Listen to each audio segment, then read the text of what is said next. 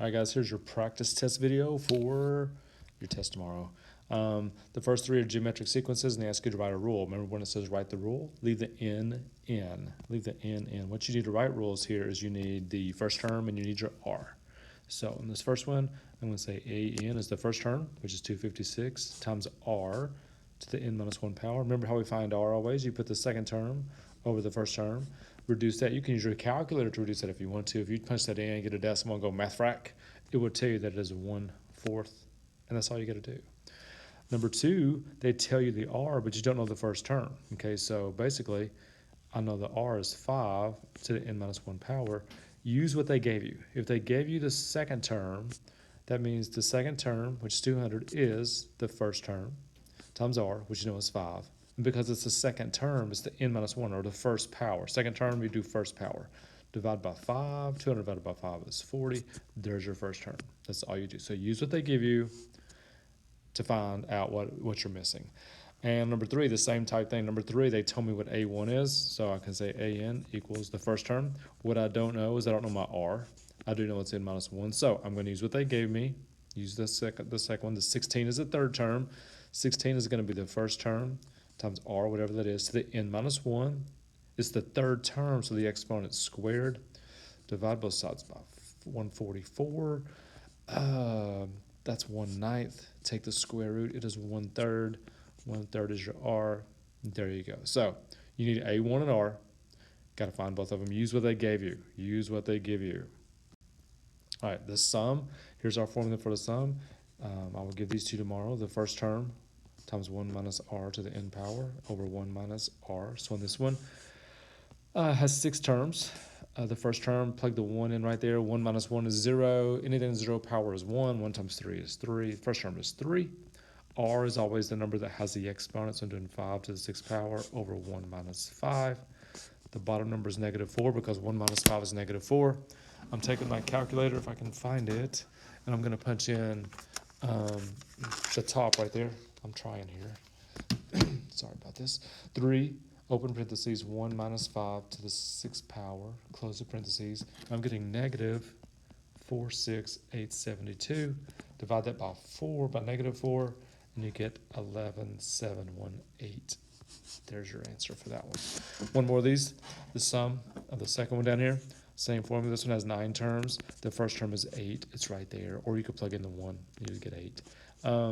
1 minus R, which is 2 to the N power, 9th power, over 1 minus 2. Now the denominator, 1 minus 2 is -1. I'm going to punch in the numerator. 8 times 1 minus 2 to the 9th power. Close that parentheses. I'm getting -4088. So the -1 just changes the sign, make it positive 4088. Let's go on.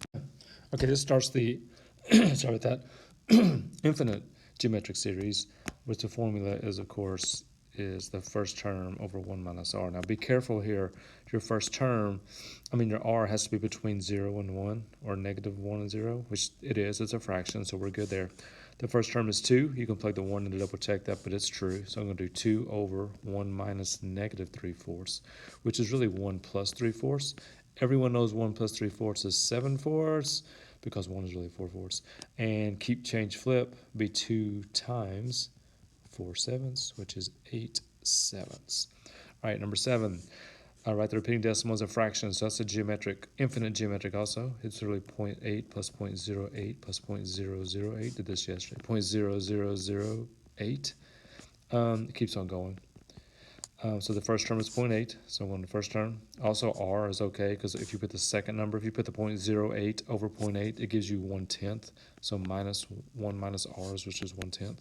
Gives you 0.8 over 0.9. Move a decimal over 1 spot in each numerator and denominator. You get 8/9. And number 8 is really kind of strange, so stay with me here. The 0.3, kind of stuck with that 0.3, so I'm going to leave that there. My next term is 0.078. Then I would get 0.00078, and it's going to keep on going with that, the way that repeats. Now, the 0.3 is kind of out there by itself. This is where the infinite series actually starts. So I'm going to leave the 0.3. I'm going to say the 0.3 for later. I'm going to say the sum beginning here. The first term is 0.078. power, by the way, how they're getting from here to here, if you put the 0.00078 over 0.078, you would get 1/100th, which is 0.01. So if you subtract that, you get 0.078 over 0.99. This time I'm going to move the decimal over 3 places because there's 3 places on the top. So I'm going to add a 0 on the bottom. 990. Reduce that. If you reduce that, you get 13 over 165, believe it or not. But we would be done except for we got that crazy 3/10 that we started with. So I'm going to take this, I'm going to move this up just a little bit. I'm going to add the 3/10 to that. And to be honest, I'm going to use my calculator to help me there. I'm going to go 13 divided by 165 plus 3/10. And you won't believe this, but it's giving me this, 0.3787, which is what it's supposed to give me, by the way. So I'm going to hit math frac on the calculator. Now, you could not do this first. I know you think you probably could. I get 25 over 66. But if you just try to punch this in, the original thing, in your calculator at first, and try to do that, I'm going to do it right now to make sure. It should not give it to you because it's, I'm trying it though. I kind of did. Okay, so show me the work anyway, but don't forget the 0.3 there at the end. Let's keep going. All right, write the first 5 terms. This is a recursive one. Okay, now one positive thing is we already know the first term. The first term is A1. To find A2, remember what this means. When you see this, that means 5 times the previous term. So if I'm going to find the second term, that means 5 times the first term. The first term was 8. 5 times 8 is 40. The third term, again, use the same formula. 5 times the previous term. The previous term was 40. 5 times 40, 200. The fourth term, 5 times the previous term. The previous term was 200. That's 1,000. The fifth term, 5 times the previous term. The previous term is 1,000.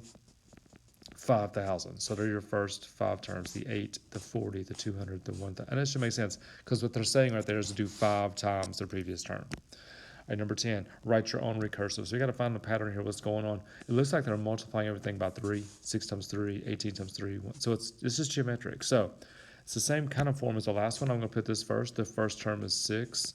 And then to get the next term, I'm going to do 3 times the previous term, which is exactly what we had in the last problem. We said it was 5 times the previous term. Okay, so this time they wanted you to write the recursive. All right, the 2 review questions.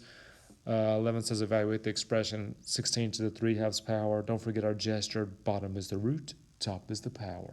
Bottom is the root, top is the power. So I'm taking the square root of 16, which is 4. But then I tried to write a 3 right there. I wasn't very successful. Don't forget you got to raise the 4 to the 3rd power because the top number is the power 64.